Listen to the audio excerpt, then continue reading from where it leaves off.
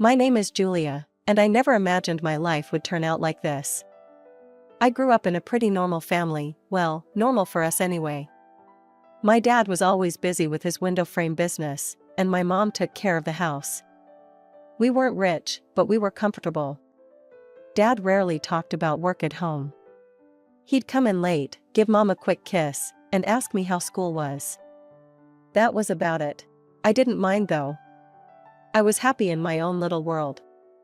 I remember the day everything changed. I was 22, fresh out of college and trying to figure out what to do with my life. I overheard Dad on the phone, his voice tense. "No, absolutely not. I won't let you take over my company. I've worked too hard for this," he said. I shouldn't have eavesdropped, but I couldn't help it. My stomach twisted as I listened.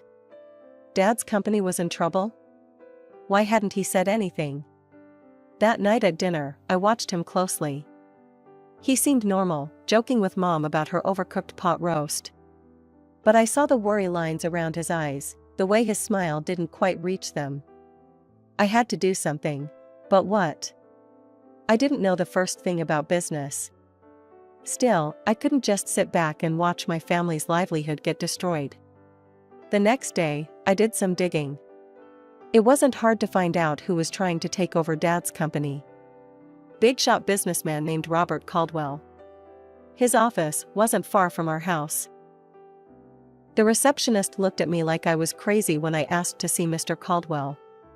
"Do you have an appointment?" she asked, eyebrow raised. "No, but it's important. Please, just 5 minutes," I begged. She must have taken pity on me, because after a phone call, she waved me towards the elevator. "Top floor," she said. The ride up felt like it took forever. When the doors opened, I was face to face with Robert Caldwell himself. He was older than I expected, silver-haired and sharp-eyed. Well, he said, looking me up and down. "What do we have here?" I swallowed hard. "Mr. Caldwell, I'm Julia Thompson. I'm here about my father's company, Thompson Windows." His eyebrows shot up. "Thompson's daughter? This is unexpected. Come in, let's talk." I followed him into his office, trying not to gape at the view. He settled behind his massive desk and gestured for me to sit. "So, Miss Thompson, what can I do for you?" I took a deep breath. "Please don't take over my father's company. It means everything to him. There must be another way." Caldwell leaned back, studying me. "Interesting. I have a proposition for you, Miss Thompson. I'll leave your father's company alone, if you agree to marry my son." I stared at him, sure I'd misheard. "Excuse me?" "You heard me. Marry my son, make him grow up a little. Do that, and your father's company is safe." I left Caldwell's office in a daze. Marry his son? Was he insane?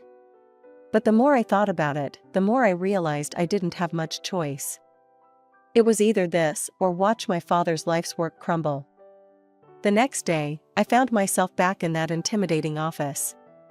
Caldwell was waiting, a smug smile on his face. "So, Miss Thompson, have you made your decision?" I took a deep breath. "Yes. I'll do it. I'll marry your son." Caldwell clapped his hands together. "Excellent. Let's introduce you two, shall we?" Before I knew it, I was being ushered into another room. And there he was, Caldwell's son. I'd expected some stuffy businessman type, but the man who stood up to greet me was anything but. He was tall, with messy dark hair and a crooked smile. "Hey," he said, extending his hand. "I'm Jack. You must be Julia?" I shook his hand, trying not to show my surprise. "Yeah, that's me." Jack's father cleared his throat. "I'll leave you two to get acquainted." As soon as the door closed behind him, Jack's casual demeanor vanished. He ran a hand through his hair, looking uncomfortable. "Look, I'm sorry about this. My dad, he's got some pretty old-fashioned ideas." I shrugged, trying to seem nonchalant. "It's fine. We're both adults, right? We can handle this." Jack laughed, but it sounded forced. Yeah, sure. Just a casual arranged marriage. No big deal. We spent the next hour talking, and I hate to admit it, but Jack was kind of interesting. He was smart and funny, even if he did seem a bit irresponsible. I could see why his father wanted him to grow up. Over the next few weeks, Jack and I started dating, if you could call it that. We went out to dinners, movies, the usual stuff. But there was always this undercurrent of awkwardness. We both knew this wasn't real, no matter how much we pretended. And so, 6 months after that fateful meeting in Caldwell's office, I found myself walking down the aisle. My dad looked so proud, so happy. He had no idea of the deal I'd made to save his company. As I said my vows, I looked into Jack's eyes. There was no love there, not really. But there was friendship, and maybe that could be enough. The reception was a blur of congratulations and champagne. Jack's mother, Elizabeth, cornered me at one point, her smile tight. "Welcome to the family, dear," she said, her voice dripping with insincerity. "I do hope you'll make Jack happy." I plastered on my best fake smile. "I'll certainly try, Mrs. Caldwell." As we left for our honeymoon, I caught a glimpse of my father-in-law. He was beaming, clearly pleased with himself. I felt a flash of anger. This was all just a game to him. The first few years of our marriage were interesting, to say the least. Jack and I settled into a routine of sorts. We lived in a nice house, courtesy of his father's wealth, but it felt more like we were roommates than husband and wife. I tried my best to be a good influence on Jack. Slowly but surely, I saw changes in him. He started spending less time with his party-loving friends and more time at the office with his father. I could see the pride in his father's eyes when Jack started showing real interest in the business. It made me feel like maybe this whole arrangement wasn't for nothing. Jack's mother, on the other hand, was a different story. She never outright said anything, but I could feel her disapproval radiating off her in waves. The way she'd purse her lips when I spoke, or the backhanded compliments she'd give. "Oh, Julia, that dress is interesting. So brave of you to wear something like that." I'd grit my teeth and smile. "Thank you, Mrs. Caldwell." Despite the challenges, I held on to hope. Maybe, just maybe, Jack and I could grow to love each other. Maybe when we had kids, things would change. But life had other plans. It was a crisp fall day when we got the news. Jack and I sat in the doctor's office, the silence heavy between us. "I'm sorry," the doctor said, his voice gentle. "But the tests show that you, Mr. Caldwell, are unable to father children." The words hit me like a physical blow. No children. The one thing I'd been counting on to bring us closer, to make this marriage real, was now impossible. That night, as I lay awake, I thought about my own parents. Dad's business had flourished since my marriage to Jack. He'd even managed to double his turnover. I was happy for him, truly. But I couldn't help feeling a bit lost. I wanted to work, to have a purpose beyond being Jack's wife. But when I brought it up to him, his response was swift and firm. "Work? Why would you need to work? We have more than enough money." "It's not about the money, Jack. I want to do something meaningful." He shook his head. "In our circle, wives don't work. They do charity. Why don't you start a foundation or something?" And so, the Julia Caldwell Foundation for Children with Cancer was born. It wasn't what I'd imagined for myself, but it gave me purpose. I threw myself into the work, organizing fundraisers, visiting hospitals, doing whatever I could to help. Jack didn't seem to care much about my new passion. In fact, he didn't seem to care much about anything I did these days. We were living parallel lives, inhabiting the same space, but rarely intersecting. Years passed. 10, to be exact. And then, everything changed again. Jack's father died suddenly of a heart attack. Just like that, Jack was thrust into the role of CEO. I tried to be supportive, but I could see him struggling under the weight of his new responsibilities. 2 years after that, we got more bad news. Jack's mother had cancer. We should move her to a care facility, Jack said, his voice detached. They can take better care of her there. But his mother refused. I will die in my own home, she declared, her chin lifted defiantly. And so, drawing on my years of experience with the Cancer Foundation, I took charge of her care. I hired nurses, coordinated treatments, and spent hours by her bedside. To my surprise, Elizabeth's attitude towards me began to soften. One day, as I was adjusting her pillows, she caught my hand. "You're a good woman, Julia," she said softly. "I'm sorry I didn't see it sooner." I felt tears prick my eyes. "Thank you, Mrs. Caldwell." 5 years passed since Jack took over his father's company. I wish I could say things improved, but the truth was far from it. Jack's behavior became increasingly erratic. He was drinking more, coming home at odd hours, and snapping at me for the smallest things. One day, I received a call from Jack's assistant. "Mrs. Caldwell, I'm sorry to bother you, but Mr. Caldwell hasn't been to the office in days. Is everything all right?" When he finally stumbled home that night, reeking of alcohol, I confronted him. "Jack, what's happening?" "Your assistant called." "You haven't been to work?" He laughed bitterly. "Work? What's the point? The company's going under anyway. Dear old Dad left me a sinking ship, and I couldn't keep it afloat." I couldn't believe what I was hearing. All those years of hard work, gone? And Jack seemed almost relieved. Desperate to salvage something, I reached out to my father. Despite being semi-retired, he agreed to help. He offered Jack a position as his deputy, hoping to mentor him back to success. But Jack's heart wasn't in it. He showed up late, left early, and generally did the bare minimum. I watched helplessly as my father's sales figures began to drop. I knew I had to have a serious talk with Jack. One night, after he'd had a few drinks, as usual, I approached him. "Jack, we need to talk about work. You're barely showing up. My father's company is suffering because of you." Jack's face contorted with anger. "Oh, so now it's my fault? I never wanted this, Jules. Any of it." "What are you talking about?" He laughed, a harsh, ugly sound. "This life. This marriage. I'm just waiting for Mom to kick the bucket so I can sell her house and get out of here." I stared at him, horrified. "How can you say that? Your mother is dying, and all you care about is her money? Don't act all high and mighty," he spat. "We both know this marriage is a sham. You're just as eager to get out as I am." Disgusted, I turned to leave the room. As I opened the door, I came face to face with Jack's mother. The look on her face told me she'd heard everything. For a moment, we just stared at each other.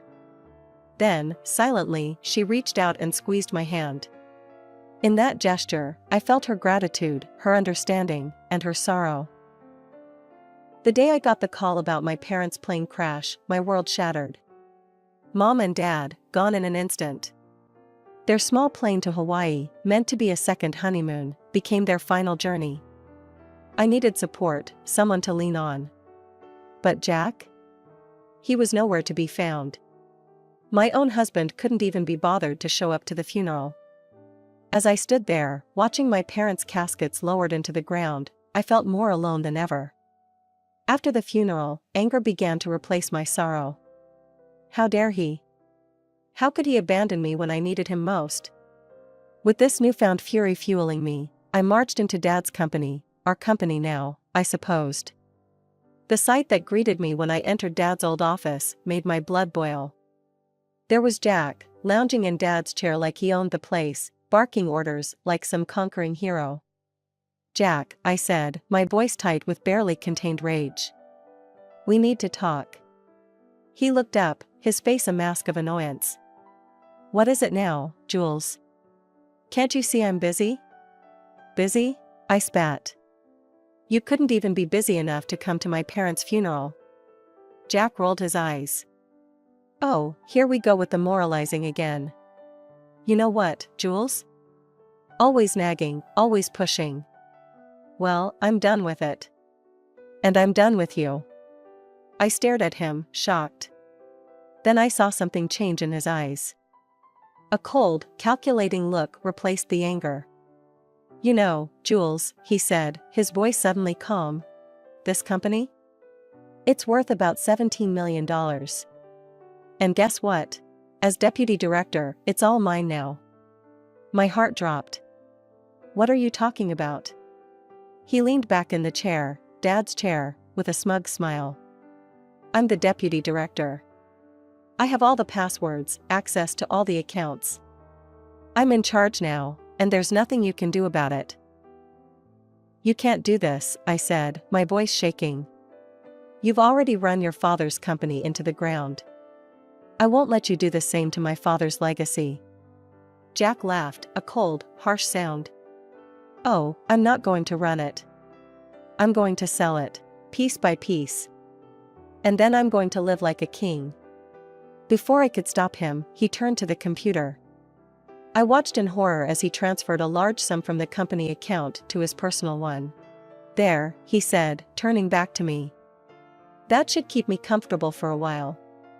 Then, as if this whole thing was just a minor inconvenience, he reached into his desk drawer and pulled out a stack of papers. He tossed them at me casually. Oh, and here, divorce papers. I think it's time we ended this farce, don't you? I caught the papers reflexively, my mind reeling. This couldn't be happening. It was too much, too fast. My parents dead, my marriage over, my father's company being stolen right in front of me. I left the office in a daze, divorce papers clutched in my hand. But as I walked, something inside me shifted. I'd spent years bending to Jack's will, to his father's manipulations. No more. It was time to fight back. With renewed determination, I headed straight to my father's lawyer's office. Mr. Henderson had been Dad's friend and confidant for years. If anyone could help me, it would be him. Julia, Mr. Henderson said, rising to greet me as I entered his office. I'm so sorry about your parents. How are you holding up? I collapsed into the chair across from him, the events of the day spilling out in a rush. Mr. Henderson listened patiently, his expression growing grimmer by the minute. When I finished, he leaned back in his chair, a small smile playing on his lips. Julia, I think it's time I shared something with you. Your father's will. He made some changes just before the accident. As he read the will, I felt a weight lifting off my shoulders. The company, it was mine. All mine. Dad had left it to me, not Jack. But there was more.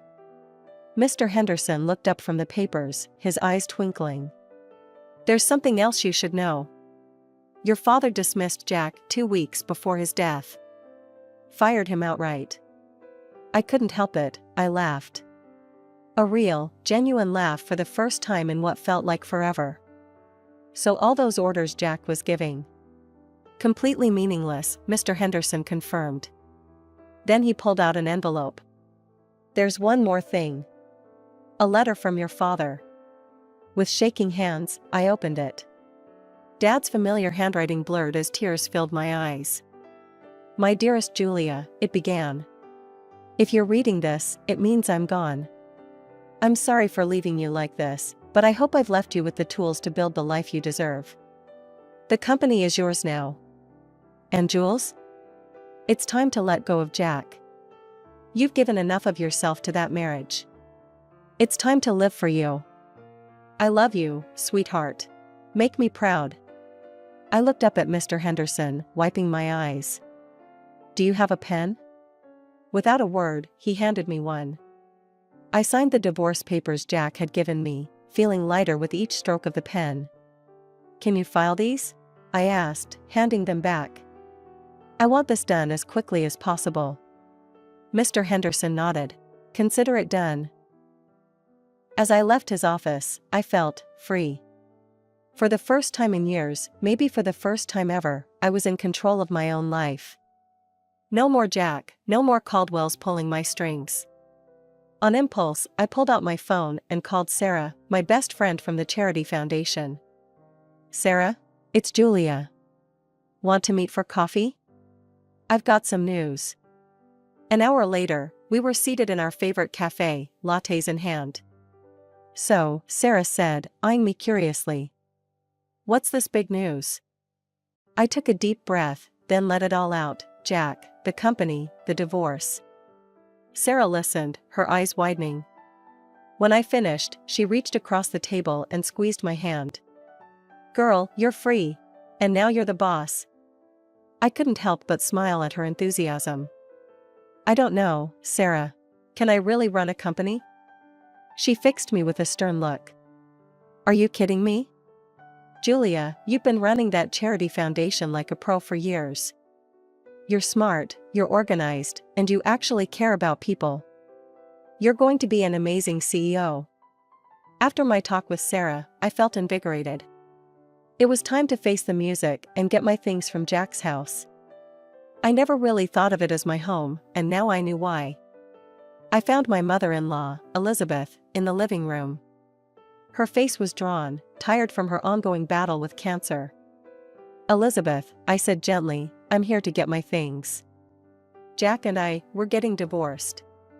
To my surprise, her eyes filled with tears. Julia, I know I haven't always been kind to you. But you've been so good to me. Would you consider taking me with you? I was stunned. You want to come with me? Before she could answer, the front door slammed open.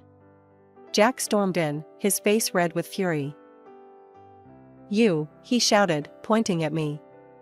What the hell did you do? The company accounts are blocked. I can't access the money. I straightened my spine, looking him dead in the eye. That money isn't yours, Jack. It never was. Oh, and by the way, my father fired you 2 weeks ago. You have no claim to the company. I've already instructed security not to let you in the building. Jack's mouth opened and closed like a fish out of water. Then his gaze shifted, noticing his mother packing a suitcase. Mom? What are you doing? Elizabeth looked at her son, her expression a mix of sadness and determination. I'm going with Julia. I'm sorry, Jack, but you've proven to be unreliable. Jack's face turned an even deeper shade of red. Unreliable? Me? This is all your fault. You raised me to be this way. You and your coddling and your expectations. He turned to me, his voice dripping with venom. Fine. Get out. Both of you. I don't need either of you. I felt a wave of pity for him. This angry, bitter man was a far cry from the charming, if irresponsible, guy I'd married. But I couldn't let that sway me. Not anymore. Come on, Elizabeth, I said softly. Let's get your things.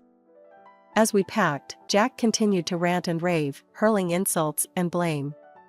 But we tuned him out, focusing on the task at hand. The drive to my parents' house was quiet. Elizabeth dozed in the passenger seat, the stress of the day taking its toll. As we pulled up to the house, a lump formed in my throat. It felt strange coming here without Mom and Dad. We're here, I said softly, gently waking Elizabeth. I helped her inside, leading her to my parents' room. It felt right, somehow, to give her this space. Are you sure? Elizabeth asked, her eyes wide as she took in the room.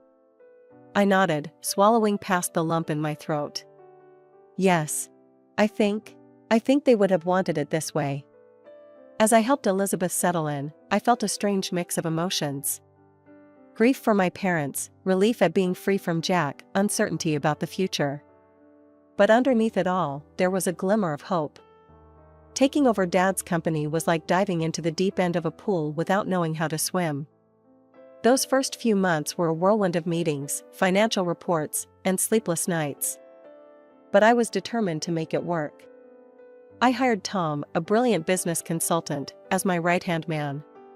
He patiently guided me through the intricacies of running a multi-million-dollar company. You've got good instincts, Julia, he'd say. Trust them. Slowly but surely, I found my footing. 6 months in, I wasn't just treading water, I was swimming laps. The company's performance began to improve, and I felt a surge of pride knowing Dad would have been pleased. Through it all, I never neglected the Cancer Foundation. If anything, my work there became even more important to me. It was a link to my past and a beacon for my future. Elizabeth's condition worsened over time. I threw myself into her care, determined to make her final days as comfortable as possible. We grew close during those 2 years, healing old wounds and forming a bond one never thought possible. The day she passed, I held her hand and whispered, "Thank you for everything, Elizabeth." She squeezed my hand weakly, a small smile on her face, before slipping away peacefully. I organized the funeral myself, making sure everything was perfect. Jack didn't show up. I wasn't surprised, but it still stung to see how far he'd fallen. A few weeks after the funeral, I received a call from Mr. Henderson. "Julia, there's something you need to see. Can you come to my office?" When I arrived, I was shocked to see Jack there, a young blonde hanging off his arm. He smirked at me. "Well, if it isn't the little CEO. Don't worry, I'm just here to collect my inheritance. Mom and I might have had our differences, but blood is thicker than water, right?" I bit my tongue, waiting for Mr. Henderson to speak. The lawyer cleared his throat and began reading Elizabeth's will. As he spoke, I watched Jack's smug expression morph into disbelief, then fury. "And so, I leave my house and all my savings to Julia Thompson, with the stipulation that the money be donated to the Cancer Foundation she so passionately supports." Tears sprang to my eyes. Elizabeth's final act of kindness overwhelmed me. Jack exploded. "This is bullshit. She manipulated Mom. She's a fraud, a gold digger. She ruined my life, and now she's stealing my inheritance." His girlfriend, looking bewildered, stepped away from him. "You said we'd be set for life with this money. I'm out of here." She stormed out, leaving Jack sputtering. As I left the office, I heard Jack's continued ranting fade behind me. I felt light, free. Elizabeth's gift wasn't just about the money, it was validation. She had seen me, truly seen me, and found me worthy.